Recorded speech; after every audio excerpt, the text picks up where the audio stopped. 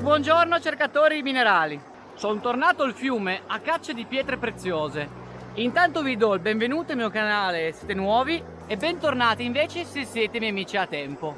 In questo canale trattiamo della valorizzazione delle pietre preziose in Italia e dei metalli preziosi. Oggi andremo a cercare qualche pietra colorata lungo l'alveo di questo nuovo fiume.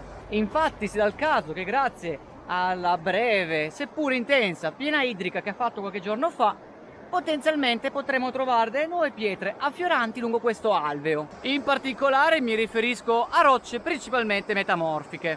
Quello che vedete è un alveo alluvionale. È alquanto importante perché le pietre che vedete qui in alveo sono un ottimo esempio di quelle che si potrebbero trovare a monte.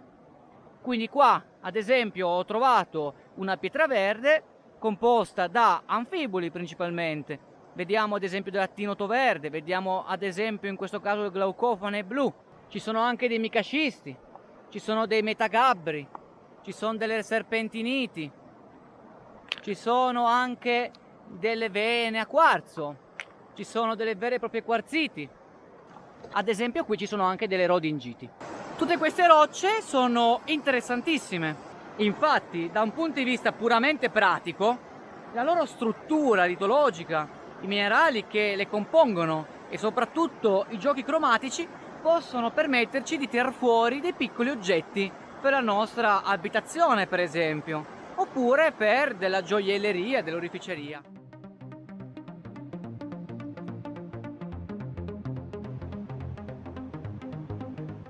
Mi affascina molto cercare le rocce lungo gli alvei dei fiumi perché possono raccontarmi la loro storia che hanno subito fin dalla loro genesi talvolta.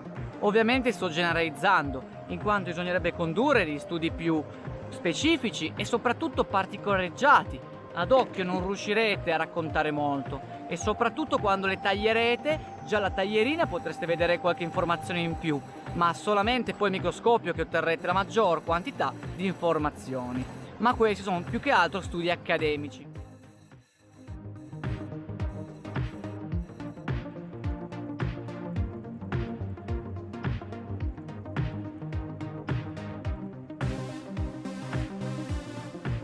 Ognuna di queste rocce ci racconta una storia, talvolta anche più di una. Alcune hanno subito enormi pressioni e temperature, piuttosto che sono andate tantissimo in profondità. Altre invece all'interno possono contenere dei minerali che sono dei minerali indice per dargli il nome. Alcune rocce invece sono alterate.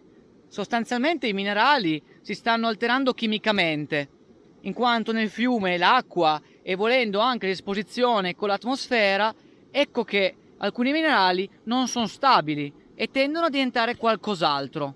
In ogni caso, lungo questo alveo non ci sono tutte le rocce.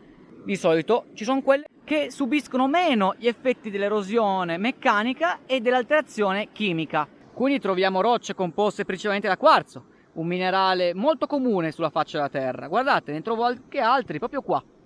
Un altro è qua, un ciottolo composto solo da quarzo, sostanzialmente silice e ossigeno. Un altro è qua, per esempio.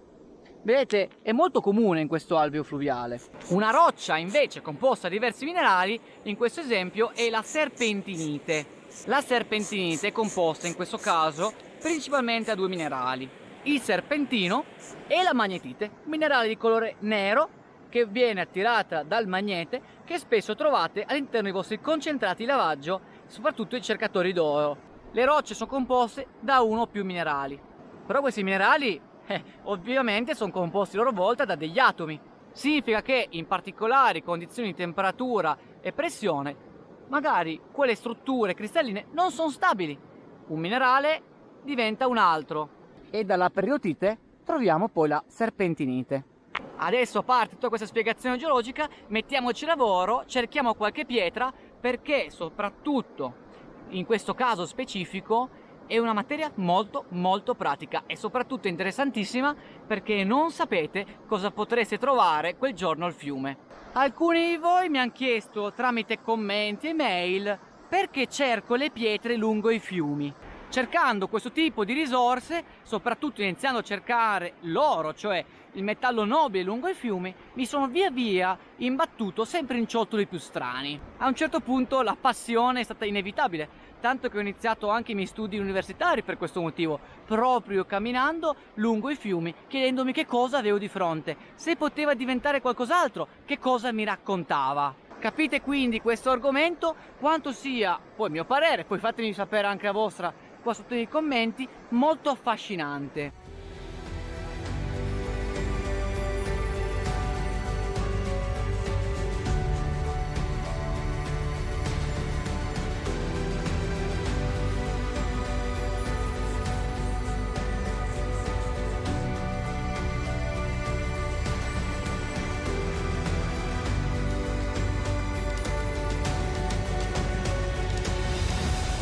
Con la scusa di cercare l'oro, le pietre, bisogna camminare lungo gli alvei alluvionali. È interessante notare le litologie perché dove vi sono i massi più grossi e soprattutto quelli più verdi, come vi ho già spiegato in altri video, potrebbe anche trovarsi l'oro.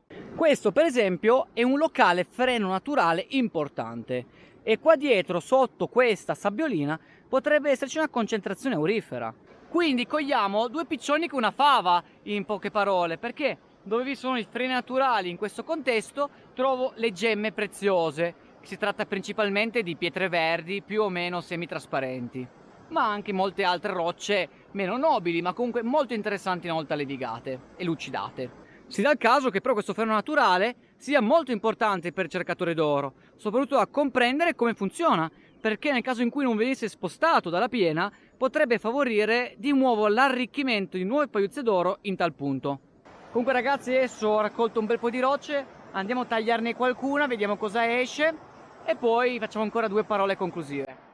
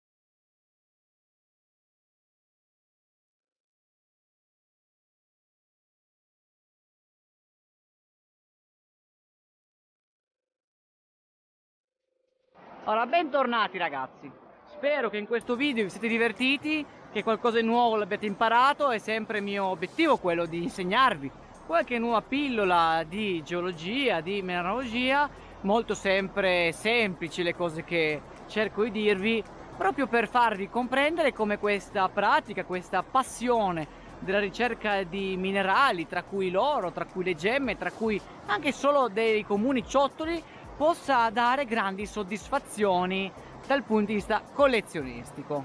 Nel caso in cui ve li foste persi, ho già fatto un sacco di video sull'argomento, vi rimando a vederli. Noi ci vediamo alle prossime avventure, mi raccomando, mi piace, mi gasa tantissimo, un commento nel caso in cui aveste delle domande, dei dubbi, delle perplessità, cerco di rispondere a tutti quelli che mi scrivono sia qua sotto che per mail, e io vi saluto. Ciao ragazzi, ci vediamo alla prossima.